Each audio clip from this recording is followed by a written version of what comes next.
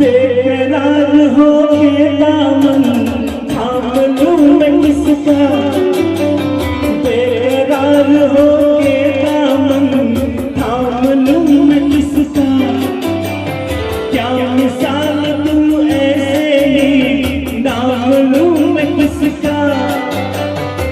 नहीं नहीं ऐसा हंसी हुई है यहाँ, जिसमें ये नजर रुक जाए, बेमिसाल जो कहलाए, ऊंचियों हजारों साल ये मेरी है आरज़ू। Happy birthday to you, happy birthday to you, happy birthday to Yunus Khan साहब, happy birthday to you, happy birthday to you, happy birthday to you, happy birthday to Yunus Khan साहब, happy birthday to you, thank you. happy birthday to you, happy birthday to you. यहाँ पर आप और हम जो जमा हुए हैं,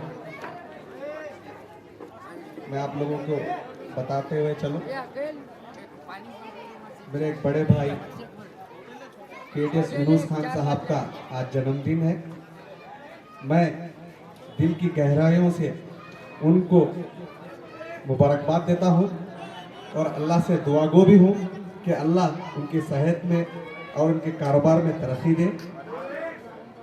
और उसी तरह मैं इस हल्के के रेसिडेंट से भी, मैं उनके जानिब से भी मैं मेरे दोस्त केटीएस यूनुस खान साहब को मुबारकबाद देता हूं कि उनकी सेहत और उनके कारोबार में मज़ीद तरक्की दे। आप लोगों के बीच केटीएस यूनुस खान साहब की बात ना करूंगा तो वो नाइंसाफ़ी होगी। अल्हम्दुलिल्लाह जिस दिन से केटीएस यूनुस खान साहब से मेरी दोस्ती हुई है, मैं बहुत से उनके ऐसे कारनामे देख चुका हूँ जो खिदमत करने का जज्बा रखते हैं, मिल्लत का जज्बा रखते हैं, सेकुलरिज्म की मिसाल है। एक लहरी से 100 लहरियों तक पहुंचने में उनकी बहुत बड़ी, 300 लहरियों तक पहुंचने की बहुत बड़ी मेहनत और आप लोगों की दुआओं का असर है। और वो लोगों के बीच गरीबों में जो अपना सरमाया जो सर्व करते हैं, उसी की बदौलत है जो अल्लाह उनको और नवाज रहा है। और अल्लाह की ज़ात से उम्मीद भी करता हूँ और दुआ गो भी हूँ कि अल्लाह उनको और नवाजे। और बहुत से ऐसे जगह उनको जाना भी है। आज अबू बकर कॉलोनी में और रज़ाए मुस्तफ़ा के पास भी उनके चाहने वालों ने उनके वेलकम और उनके भट्टी, ये मेरे लिए कोई नवा नहीं है। चुन्ना भट्टी जो हमारे घर में आज लगाया जाता है, चुन्ना भट्टी का चुन्ना लगाया जाता है। मैं तमाम चुन्ना भट्टी वाले महल्लेदारों को और वार्ड नंबर 15 हमारे ताहिर कारपोरेटर साहब को मुबारकबाद देता हूँ कि उन्होंने बहुत ही उम्दा काम किए हैं यहाँ पर।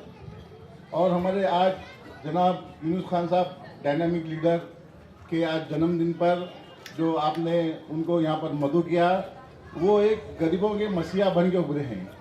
गुलबर्रे को चाहिए ऐसा खाए जो गुलबर्रे को साथ लेके चले, माँ बहनों बच्चों बुजुर्गों का साथ दें। और ये मैं चाहता हूँ कि नेक्स्ट इसमें उनकी उम्र के लिए और उनके दुआ के लिए आपसे गुजारिश करता हूँ कि अल्लाह ताला से आप दुआ करें कि उनकी लंबी उम्र हो और सेहत दे और खुशी दे।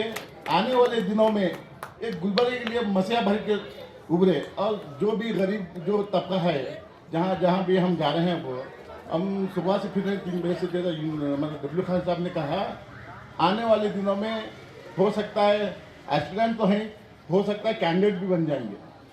उसके बाद हम आपके बीच में आएंगे इंशाल्लाह। ये दूसरी मरतबा मेरा आने लग के मैं आपसे तमाम लोगों का शुक्रिया अदा करता हूँ।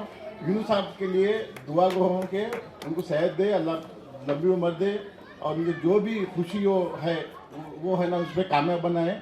इतना कहते हैं मैं अपनी जगह लेता हूँ। खुदा हाफिज़, जय हिंद।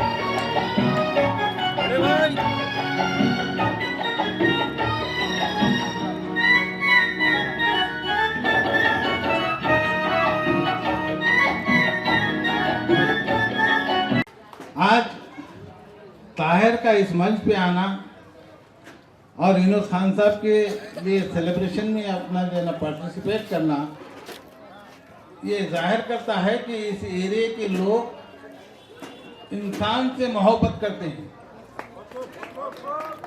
इसमें जो है ना कोई सियासत वगैरह को जो है ना मद्देनजर रखते हुए एक इंसानियत जो है ना यहाँ पे जागती है, वो चीज़ मुझे इस मंच से नजर आ रही है।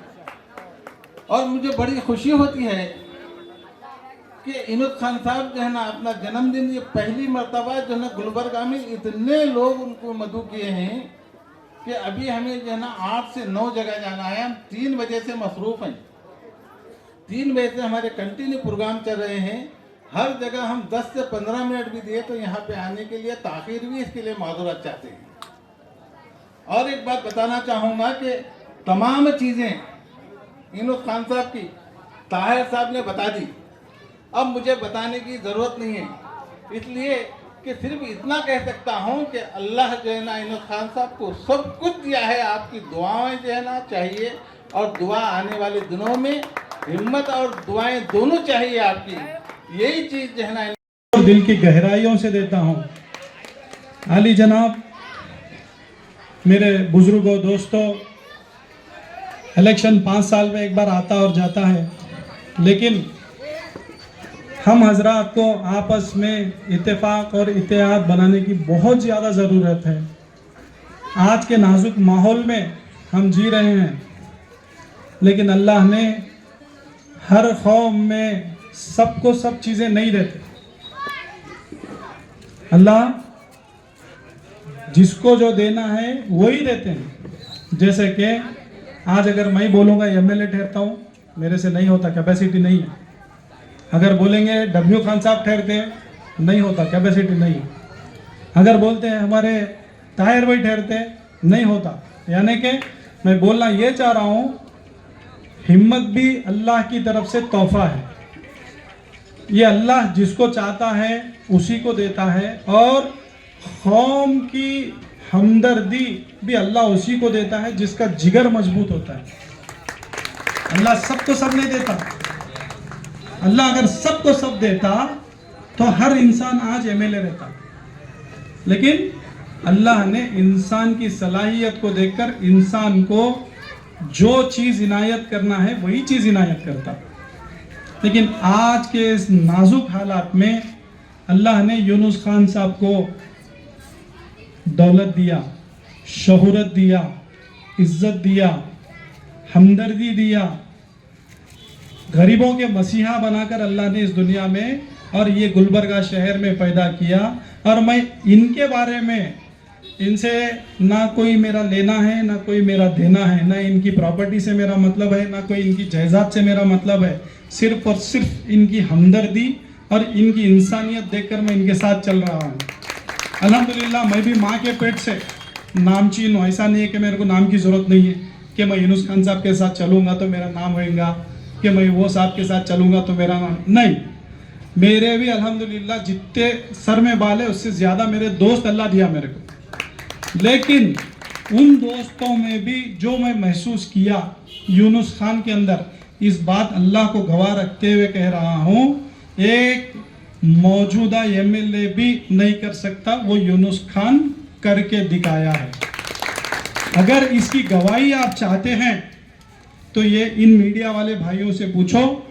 कोविड-19 में यूनुस खान पैसे से, हालात से, खाने से, दवाखानों में, ऑक्सीजन सिलेंडरों में, हर तरीके से हमारे लोगों में बीच में चल फिरकर अपनी सेहत का ख्याल नहीं रखते हुए लोगों में चल फिरकर इस उम्मत का ख्याल ये उम्मत का ख्याल रखा है। अगर इसको कोई झुठलाता है तो कोई उठ के झुठलाए, ये मेरा दावा है। इनको चढ़ाना मेरा मकसद नहीं है, ये मेरा दावा है और दावे के साथ कह रहा हूँ। ऐसा ही नहीं है कि जज्बात में करूँगा बात और भूल जाऊँगा, नहीं।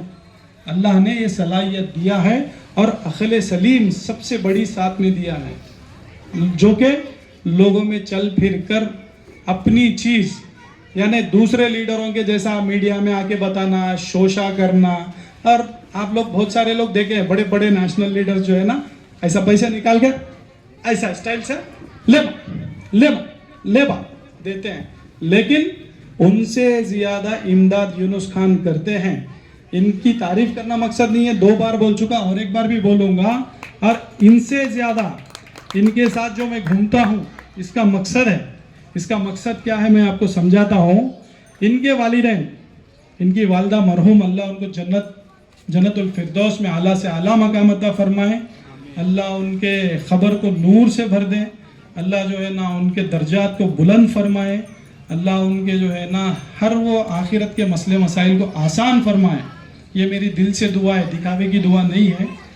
हाँ, यूनुस खान साहब लीडर अब बने हैं तो मैं इनके बारे में ये तारीफ नहीं कर सकता कि इन्होंने ये लाइट के खंबे डाले, इन्होंने ये लाइट के जो है सो ये रोड़ा डाल दिए, ये गटारा डाल दिए और ये जो है सो ये एरिया में फला काम करे, नहीं बता सकता। लेकिन यूनुस खान के जो अच्छाई है, उनके वालिदैन की जो अच्छाई है, मैं आप हजरात के सामने शौक से रखना चाहूँगा और गवाही के साथ रखना चाहूँगा, दलील के साथ रखना चाहूँगा।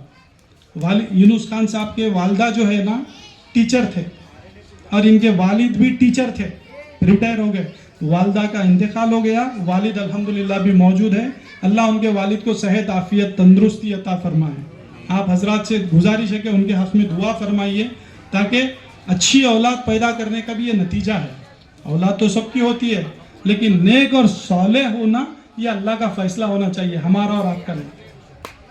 नेक और सालेह औलाद बनना बोले तो माँ बाप के किरदार भी मायने रखते हैं उसके लिए। जिन माँ बाप के किरदार नहीं है, उन माँ बाप की औलाद को देखो दरादिक भटकती है। और ये लोग सब कुछ रहते हुए अपने बच्चों को दीन का दाई बनाए, उसके बाद में हर चीज़ में अच्छी बुरे की तमीज़ दी है। तो ये बोल सकता हूँ मैं दावे के साथ में, यूनुस खान साहब के वालदा शाहबाद में जितने बच्चों को पढ़े, ये 5 साल के इलेक्शन में लाइटां दिए होंगे लोग, गटरां दिए होंगे, रोड़ा दिए होंगे, लेकिन यूनुस खान साहब के वालदा और जो वालिद दिए, उनके जो पास इल्म था वो बच्चों में इल्म बांट कर आज इनके हाथ में जो पढ़े हुए हैं, कोई मैकेनिकल इंजीनियर है, कोई ITI है, कोई 10वीं पढ़ा है, कोई एरोनॉटिकल इंजीनियर है, कोई ऑटोमोबाइल इंजीनियर है, कोई सिविल इंजीनियर है, यानी कि वो लोगों को जो इनका सरमाया दिए हैं ताकि वो अपनी ज़िंदगी तक अपने बल पे करके खाने की सलाहियत दिए हैं। ये ना कोई लीडर दे सकता, ना कोई पैसे वाला दे सकता, ना कोई ताकतवर दे सकता, ना कोई आम जनता दे सकती। ये इनके वालिदैन जो है ना लोगों को दिए हैं और इसकी गवाही है। इनके वालिदैन जो पढ़ाए हैं वो बच्चे, कोई दुबई में है, कोई सऊदी में है, कोई जो है ना बहरीन में है, कोई क़तर में है, कुछ लोग कनाडा में है। तो मतलब जो माँ बाप दूसरों के बच्चों को ये दे सकते हैं, तो वो माँ बाप अपने बच्चों को क्या दिए होंगे आप खुद अंदाज़ा इसका लगा सकते हैं। लेकिन अब आज की तारीख में ये शौक़ से खिदमत, कौम की खिदमत के लिए आप तमाम हजरात के अंदर बीच में मैदान में उतरे हैं और इनके कारनामे आप खुद बेहतर जानते हैं। जब NRC का मसला उठा था तो कौन सा बाग था वो? शाहीन बाग। शाहीन बाग का पूरा टेंट खरीदने वाला वो यूनुस खान था और कोई नहीं था। शाहीन बाग में मेरी इज्जतदार माँ बहनों की हिफाजत करने वाला अगर कोई था वो यूनुस खान था और कोई नहीं था। इस बात की गवाह मेरी माँ बहनों से भी आप ले सकते हैं। और जब जब भी इस कौम का मसला उठा है, हिजाब के बारे में मसला उठा है, तो सबसे पहला गुलबर्गा से CM इब्राहिम साहब को फोन करने वाला शख्स है वो यूनुस खान। और सबसे पहला हिजाब के मसले में अगर कोई आवाज उठाया है तो वो CM इब्राहिम साहब है। और यूनुस खान के बोलने के ऊपर साहब मसला बहुत ज्यादा चल रहा, आप इसके बारे में बयान दीजिए, आप इसके बारे में स्टेटमेंट दीजिए। ये यूनुस खान कहने के बाद में CM इब्राहिम साहब फर्स्ट स्टेटमेंट दिए थे, उनके स्टेटमेंट के बाद में दूसरे लीडर बोले। और यहाँ तक के आज हमको आज समझने की जरूरत है, आपके बीच में आज वोट मांगने नहीं है, हकीकत बताने का मौका मिला तो ये नाचीज आपके सामने हकीकत बता रहा। अगर आप हकीकत सुनना चाहते हो तो बोलूंगा, या नहीं तो अपनी बात खत्म करूंगा। बोलिए आप। हकीकत बताओ। हकीकत ये है, जब हिजाब का मसला था उसमें मेरी भी माँ बहन थी और आप तमाम हजरात की भी माँ बहन थी। थी ना। यही कांग्रेस पार्टी में डीके शिव कुमार अपने लोगों को कहा था हिजाब के बारे में कोई आवाज नहीं उठाना, जो भी हिजाब के बारे में आवाज उठाएगा मैं उसको शोकास नोटिस दूंगा। ठीक है, तो जब अपने वोट चाहिए, मेरी माँ बहन के भी वोट चाहिए, मेरे बुजुर्गों के भी वोट चाहिए, मेरे भाइयों की भी वोट चाहिए, हाँ, और बाद में जब हमारा मसला आएगा तो हमारे बीच में कौन उतरेंगे? जब एनआरसी का मसला था तो भी तब कोई लीडर बीच में नहीं था, और एनआरसी का प्रोग्राम भी सक्सेस कराने में सबसे बड़ा हाथ था यूनुस खान का। और ये बात मैं अपने वक्त के तकाजे की वजह से पीछे से मेरे को इशारा भी आ रहा, मैं अपनी बात यहाँ पे ख़त्म करना चाह रहा हूँ। इंशाल्लाह फिर मौका मिला और इंशाल्लाह बहुत मौके आने वाले हैं। यही यूनुस खान जेडीएस से एस्पिरेंट हैं, इंशाल्लाह कैंडिडेट बन के आपके बीच में आएंगे। आप हजरात से मैं अदबन गुजारिश करता हूँ, गए दिन अच्छे हैं, आने वाले दिन अच्छे नहीं हैं। आप हजरात से मैं दिल की गहराइयों से रिक्वेस्ट करता हूँ, आने वाले दिनों में यूनुस खान का हाथ ना छोड़े, और यूनुस खान साहब से भी मैं कहूँगा आने वाले दिनों में अवाम के बीच में रहें।